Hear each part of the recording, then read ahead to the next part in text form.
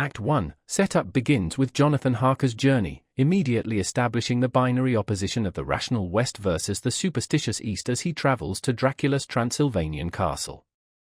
Ignoring the villagers' fearful warnings, highlighting the tension between reason and instinct, Harker's arrival and unsettling welcome by the seemingly charming Count initiate the central conflict. Their discussion of the Carfax Abbey lease introduces the opposition of isolated evil seeking to infiltrate modern life. Dracula's hypnotic manipulation and the terrifying encounter with his wives shatter Harker's skepticism, exposing him to the supernatural versus the natural.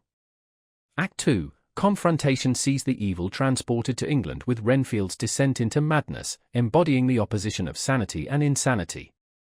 The introduction of the London characters and Lucy's tragic fate underscore the clash between innocence and corruption. Van Helsing's investigation into Renfield's behavior brings the light of knowledge against encroaching darkness. Dracula's attacks on Lucy and Mina, and the revelation of his lack of reflection, solidify the binary opposition of visible reality versus hidden evil. The climax occurs with Dracula's bold confrontation with Van Helsing, a direct clash between good and evil, ending with Dracula's forced retreat by the power of the crucifix.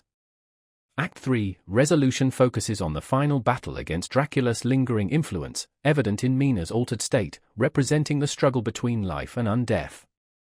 The pursuit to Carfax Abbey and Renfield's death highlight Dracula's ruthlessness versus any semblance of loyalty.